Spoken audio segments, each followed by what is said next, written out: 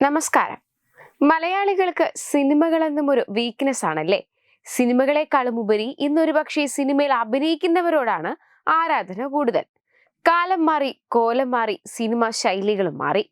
എന്നിരുന്നാലും പഴയ കാലഘട്ടത്തിലെ സിനിമകൾ സൃഷ്ടിച്ച ഓളം ഒന്ന് വേറെ തന്നെയായിരുന്നു.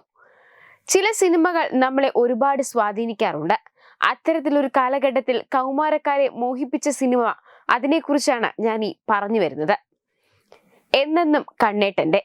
ഈ ചിത്രം കണ്ടിട്ടില്ലാത്ത മലയാളികൾ ചുരുക്കമായിരിക്കും.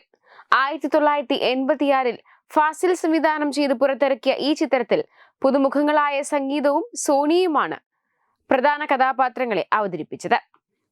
1986 മികച്ച ജനപ്രിയ ചിത്രത്തിനുള്ള പുരസ്കാരം ലഭിച്ചിരുന്നു. ശ്രീവിദ്യയ്ക്ക് മികച്ച രണ്ടാമത്തെ നടിക്കുള്ള പുരസ്കാരവും ലഭിച്ചു. നിരൂപക പ്രശംസ ഏറ്റുവാങ്ങിയെങ്കിലും ഈ ചിത്രം ബോക്സ് ഓഫീസിൽ വമ്പൻ പരാജയമായിരുന്നു. പക്ഷെ ഇതേ ചിത്രം ഫാസിൽ തന്നെ തമിഴിൽ വർഷം 16 എന്ന പേരിൽ പുനർനിർമ്മിച്ചപ്പോൾ അവിടെ ഈ ചിത്രം വമ്പൻ വിജയമായിരുന്നു. ചിത്രം ഇറങ്ങിയിട്ട് വർഷങ്ങൾ ഒരുപാടാകുന്നു എങ്കിലും ചിത്രത്തിലെ ആ രണ്ട് മുഖങ്ങൾ ഇന്നും നമ്മൾ മലയാളികളുടെ കൺമുന്നിൽ നിന്ന് മാഞ്ഞിട്ടില്ല. ഒരു വിഷു റിലീസായിട്ടാണ് അന്ന് ചിത്രം പുറത്തിറങ്ങിയത്. കണ്ണനും കണ്ണേട്ടന്റെ രാധികയും പുതുമുഖങ്ങളായിരുന്നു. കണ്ണേട്ടനായി കൗമാരക്കാരനായി എത്തിയ ചുള്ളൻ ചെക്കൻ സംഗീത് പിള്ളയായിരുന്നു. ഈ സിനിമയിൽ അഭിനയിക്കുമ്പോൾ സംഗീത് ഓസ്ട്രേലിയയിൽ പഠിച്ചുകൊണ്ടിരിക്കുകയായിരുന്നു. സംഗീതിന്റെ മാതാപിതാക്കൾക്ക് അവിടെയായിരുന്നു ജോലി. കണ്ണൻ എന്ന കഥാപാത്രത്തിന് ശബ്ദം കൊടുത്തത് നടനും ഗായകനുമായ കൃഷ്ണചന്ദ്രനായിരുന്നു. ഈ ചിത്രത്തിൽ അഭിനയിക്കാൻ വേണ്ടി മാത്രം സംഗീത് ഓസ്ട്രേലിയയിൽ നിന്നും നാട്ടിലെത്തുകയായിരുന്നു. സിനിമ ചെയ്ത ശേഷം വീണ്ടും ഓസ്ട്രേലിയയിലേക്ക് മടങ്ങുകയും ചെയ്തു.